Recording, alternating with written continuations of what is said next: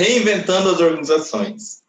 A gente vai falar um pouco, então, desse livro que ele traz a evolução, né, das organizações, a evolução das pessoas, e depois apresenta esse novo modelo, que é o modelo TEAL, modelo das organizações evolutivas, ou também podem ser chamadas de organizações conscientes. Então, a gente vai começar aqui apresentando um pouco, né, da introdução do livro e tudo mais, e passando um pouco por cada estágio de desenvolvimento das organizações. Vamos começar, então, aqui projetando a nossa tela. Né? O livro ele foi escrito pelo Frederic Laloux, e ele apresenta, então, um estudo multicasos, né, com 12 organizações que adotam o modelo TEAL, o modelo das organizações evolutivas.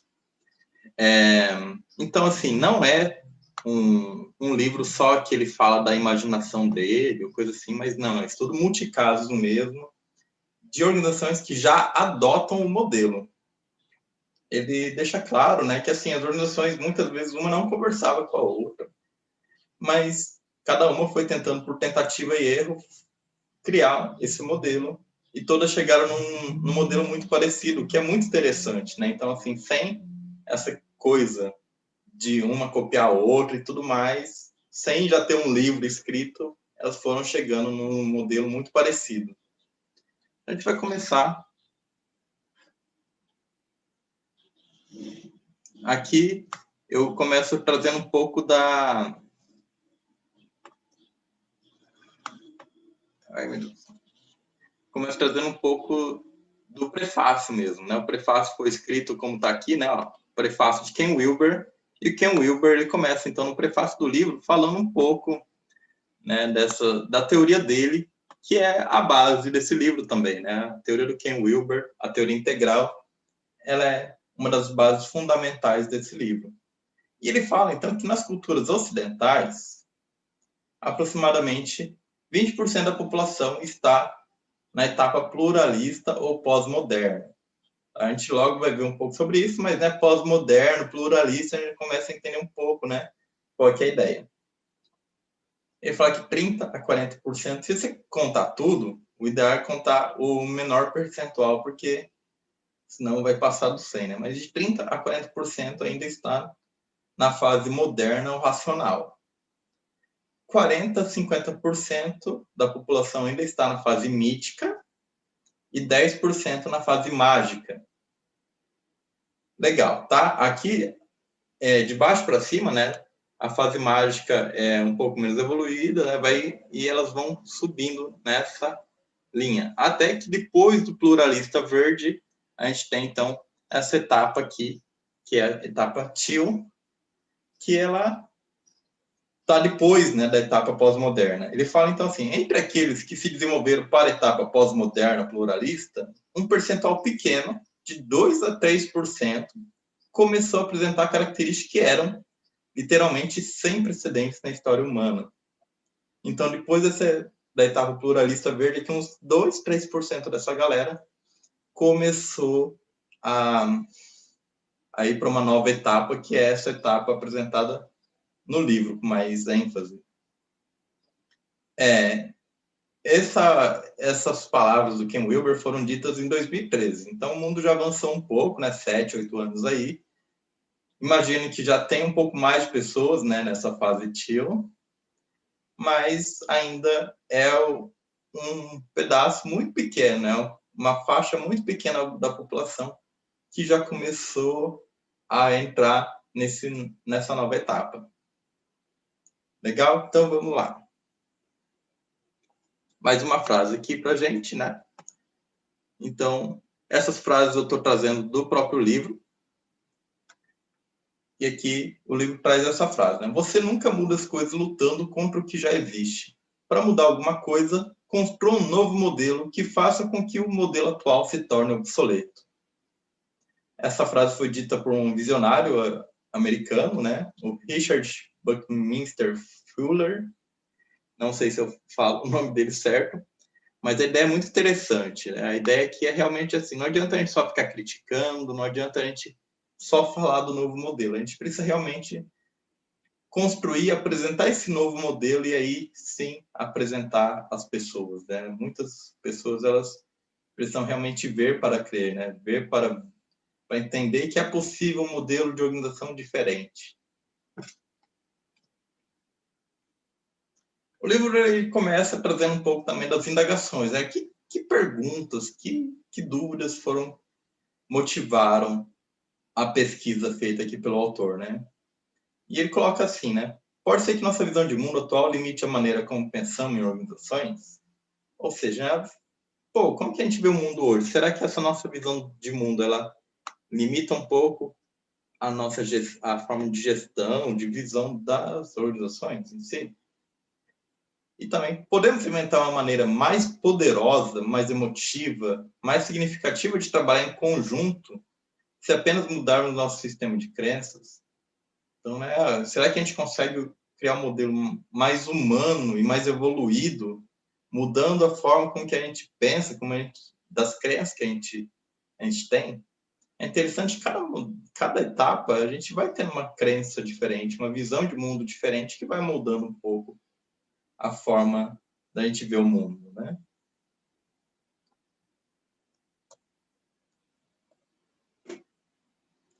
Aqui, junto nas indagações, ele fala um pouco assim que as organizações modernas elas têm trazido um progresso sensacional para a humanidade em menos de 2 séculos.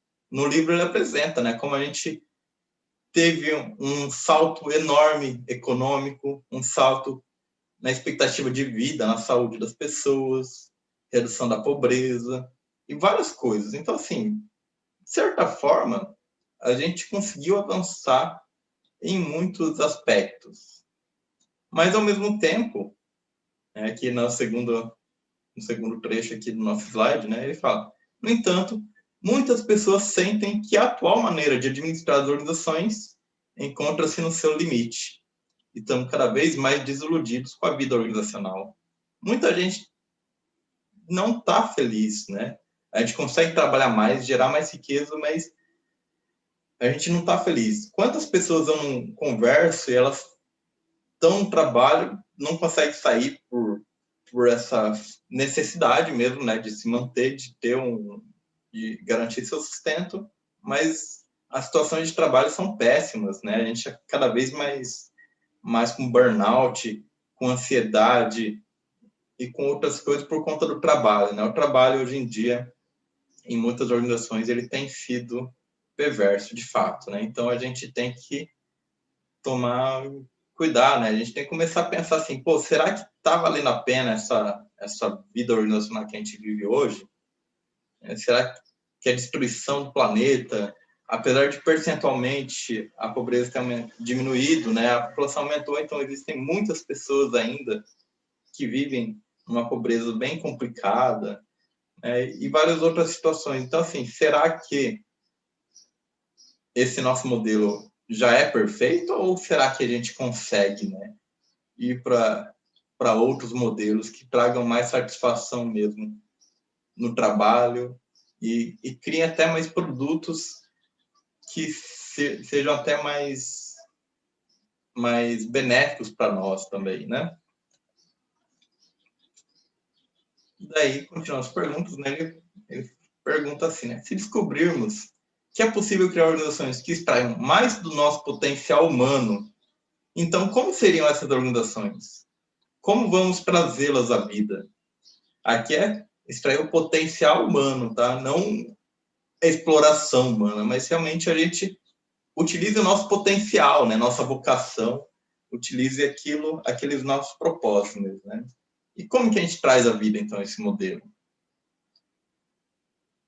E também constata outra questão, né? Que é um número crescente de pessoas como nós anseia por criar organizações com alma, se soubéssemos como. Muitos de nós estão convencidos que novos tipos de empresas, escolas e hospitais são necessários. Então, um pouco aqui do que as pessoas, né, que geralmente leem esse livro, elas esperam é um pouco isso, né? Como criar organizações com alma, criar organizações novas que tragam mais propósito. Aproveito aqui para falar, né? Acho que a gente, durante o curso, ouviu falar muito sobre propósito, é um tema mais comum. Assim, quando a gente está na faculdade ainda, apesar da gente ouvir muito, né, os professores falando de propósito e tal, ainda não faz muito parte da nossa vida, né? Quando a gente está ainda no período de faculdade, nosso propósito é fazer os trabalhos, fazer as provas e terminar o curso. Conseguir terminar, né, essa batalha que existe mesmo, não é algo simples. Mas mas aqui é importante assim entender, né? Opa, agora eu estou terminando meu curso e mais para frente, né? O que eu quero? Será que cada vez mais eu vou sentir um chamado para trabalhar com o meu propósito? Né? Então, assim, talvez agora até seja um pouco desconexo mesmo da nossa visão de mundo, um pouco desconexo do nosso contexto atual, né? Como estudante de faculdade, tudo.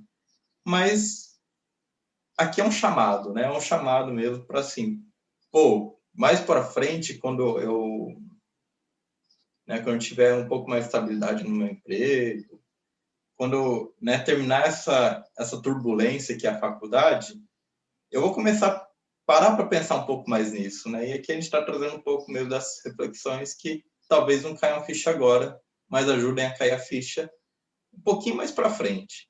E se já está caindo a ficha agora, fico muito feliz. Eu acredito que cada vez mais a ficha está caindo mais cedo e mais rápido a gente vai realmente construir organizações evolutivas, como a gente vai trabalhar aqui. Mais uma frase. Então, essa do Peter Drucker, famoso, né, na DM, ele fala que o maior perigo em tempos de turbulência não é a turbulência em si, é agir com a lógica de ontem.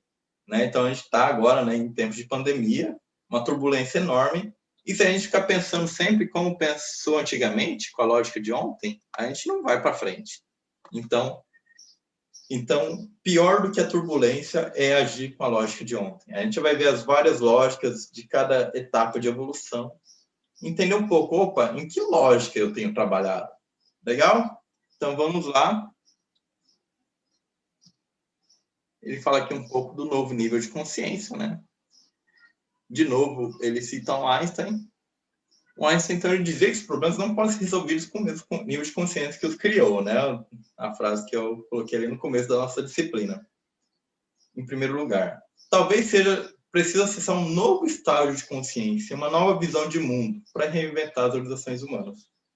Por isso que a gente fala tanto também de autoconhecimento, para a gente conseguir acessar outros níveis de consciência, né? Ter uma consciência de mim, uma consciência maior das coisas para conseguir resolver os problemas. E as organizações STIL, elas levam muito a sério esses novos níveis de consciência. E daí a gente vem aqui, então, para o capítulo 1, os novos modelos organizacionais do passado e do presente. E começa, então, falando do modelo reativo infravermelho. A gente vai passar bem rapidinho, tá, por esses dois primeiros, porque eles nem são exatamente modelos organizacionais, aqui ainda é o desenvolvimento humano, né? Então, ele fala que a gente vivia em pequenos bandos familiares, e esses bandos eram formados por poucas pessoas, né? Esse modelo não requeria divisão de trabalho, né? Eram poucas pessoas, todo mundo ali fazendo a mesma coisa e tal. Então, ele fala que não existia um modelo organizacional, né? O modelo organizacional já, de certa forma, pressupõe uma divisão de trabalho. Então, todo mundo aqui nesses bandos faziam a mesma coisa, sem muita divisão, e as coisas funcionavam assim, tá? Ele fala aqui também, né, que o ego não está completamente formado. As pessoas não se percebem inteiramente distintas uma das outras, tá? A gente vê isso um pouco das crianças. A criança ela não consegue perceber muito, né, o seu ego. Ela não consegue perceber muito o que é diferente das coisas. Se a mãe está longe, ela se sente mal, né, e tal, porque meio que a mãe ainda faz parte do corpo dela, né? Então, acontece um pouco disso. As pessoas ainda não têm autonomia, não têm um ego, uma noção de separação dela com o mundo que a cerca. Depois a gente vem para o modelo mágico magenta, né? Nesse modelo, as pessoas já começam a entender um pouco mais a noção de causa e efeito, né? Como ele coloca ali, causa e efeito são pobremente compreendidos e, por isso, o universo está cheio de espíritos e magia. Uma coisinha ou outra, né? Ah, eu fiz alguma coisa errada, me bateram. Senti que não posso fazer aquilo. Então, um pouco de causa e efeito eu começo a entender. Mas ainda é muito pouco essa noção. Então, o mundo é cheio de magia, né? Tudo é muito mágico. Então, as pessoas começam a acreditar muito em questões sobrenaturais, né? E para apaziguar esse mundo mágico, as tribos então buscam conforto em rituais e em seguir o ancião ou o xamã, né? Então, elas acreditam ali num cara que se diz o mestre espiritual, que entende, né, o que acontece, e as pessoas seguem cegamente, confiam cegamente nessas pessoas. Ele fala que hoje em dia esse estágio geralmente é experimentado por crianças com cerca de 3 meses a 2 anos de idade. Então, ainda é uma criança bem pequena e ela acredita no que a mãe diz, principalmente, né? Que a mãe falou, ela acredita. Porque realmente, o que ela entende do mundo, né? Ainda o mundo é muito hostil, então a criança não vai conseguir entender de fato, né, o que acontece. E ela acredita, então, nessa anciã, nessa xamã que é a mãe dela.